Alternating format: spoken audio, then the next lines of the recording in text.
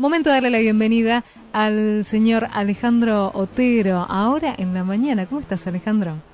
Muy bien, Paola, inaugurando las mañanas de Punto de Encuentro. Así es, bienvenido. Ahora a la mañana, bueno, un hombre usted que se levanta temprano, imaginamos. A veces. ¿A veces?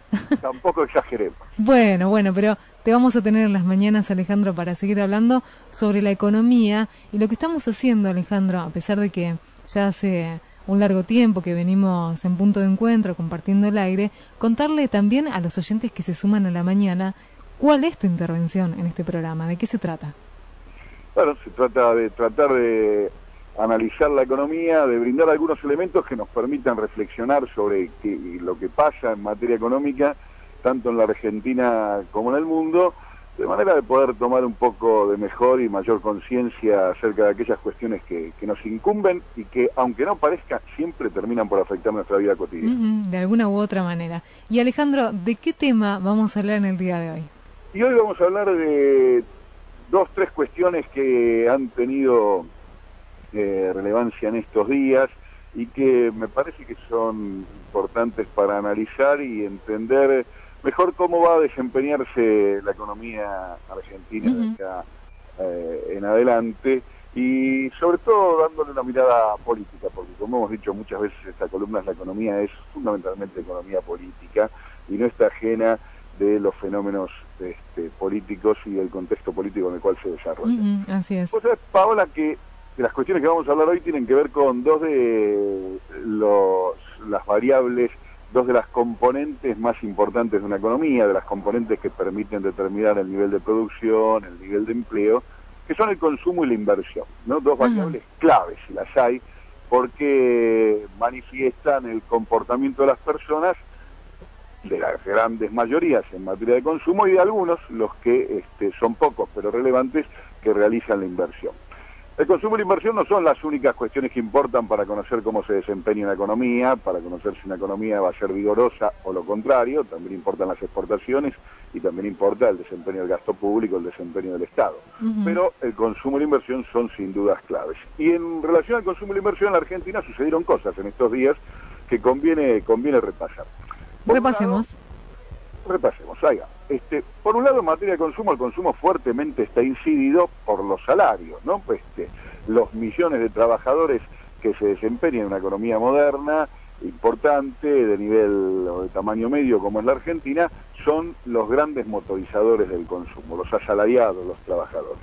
Y en ese sentido ha habido grandes novedades que ayer fueron anunciadas, y que tienen que ver con el cierre de una cantidad de paritarias muy importantes, porque albergan a un conjunto muy fuerte de trabajadores, ¿no? Se cerró la paritaria metalúrgica, la de UPCN, que es uno de los gremios más relevantes en materia de trabajadores estatales, la de bancarios, la de comercio, entre otras. En fin, una cantidad que tiene que ver con millones de trabajadores que han acordado incrementos promedio del 24%. Esto me parece muy importante, en primer lugar porque pone en vigencia algo que ya en alguna columna de hace tiempo habíamos dicho, que es el Instituto de la Paritaria, es decir, el instituto donde se sientan trabajadores y patrones a negociar, sí. No solo los salarios, porque lo que trasciende es la cuestión salarial, pero también lo que hace las condiciones de trabajo, los horarios de trabajo, las características del puesto, las categorías laborales, en fin.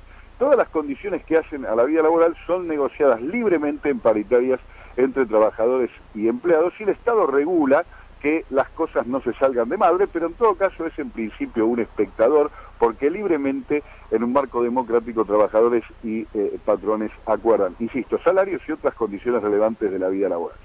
Y esto es muy relevante porque ha sido uno de los grandes logros de la etapa kirchnerista el poner en vigencia las paritarias, este instituto que permite este tipo de negociación. Y nosotros decíamos hace tiempo que iba a ser en ese marco donde se iban a encontrar soluciones razonables, como habían ocurrido en otras ocasiones, a los diferendos entre trabajadores y empleados, que si te acordás, de trabajadores y patrones, que si te acordás, hacia principio de año y en el marco de las divisiones de las centrales obreras, había mucha alaraca en torno a que iba a ser muy difícil la negociación salarial este año, y entonces este anuncio de ayer pone en evidencia que el gobierno ha logrado desbloquear, ha logrado sortear esta dificultad con mucha solvencia y en el marco de ratificar el rumbo de la política económica, porque ha generado o ha validado incrementos de salarios que, insisto, van a poder seguir alimentando el consumo, sostener el mercado interno y en ese sentido ayudar al nivel de producción y empleo. Es decir, una buena noticia que da una pauta respecto de la continuidad de la política económica en el marco del sostenimiento del nivel de dinamismo del mercado interno a la producción.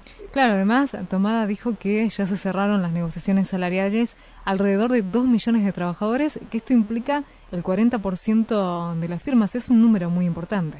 Muy importante, exactamente, un número muy relevante. Por otro lado, si esto es lo que pasa con el salario, que como decíamos tiene que ver con el consumo, y esto, para decirlo rápidamente, entonces permite alentar que el nivel de consumo va a sostenerse respecto de lo que viene siendo en el pasado inmediato, veamos qué pasa con la inversión, que es la otra variable clave. Aquí hubo dos noticias, una buena y una mala, que conviene repasar. La buena es este acuerdo que se conoció ayer entre YPF y Chevron para explotar el famoso yacimiento de Vaca Muerta, que, como hemos dicho en otras ocasiones, requiere una tecnología y una serie de esfuerzos muy importantes porque supone una extracción difícil de los hidrocarburos allí disponibles. Una inversión que se estima en el orden de los 1.500 millones de dólares, una cifra muy importante. Estos acuerdos son acuerdos trabajosos, son acuerdos que se van dando por etapas, todavía falta cerrar algunas etapas del acuerdo, pero ya la intención está sellada y Chevron va a asociarse con YPF y viceversa, YPF con Chevron, para la explotación, que como sabemos, es el reservorio más importante que dispone la Argentina. Y esto me parece muy importante porque, al igual que lo que sucede con los salarios, supuso sortear una dificultad que hace tiempo atrás también se planteaba, te acordarás, sobre todo a partir de la nacionalización de YPF, que YPF en este contexto no iba a encontrar socios privados, ¿te acordás?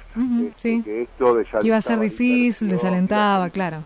Y entonces este acuerdo entre Chevron y YPF viene a desmentir y a poner en evidencia además que negocios son negocios y que las cosas están bien orientadas y las oportunidades son importantes. Claro, no importa si es público o privado. Exactamente, aunque sea el Estado el que lidere, las asociaciones se dan y la inversión se realiza. Entonces creo que esta es una buena noticia.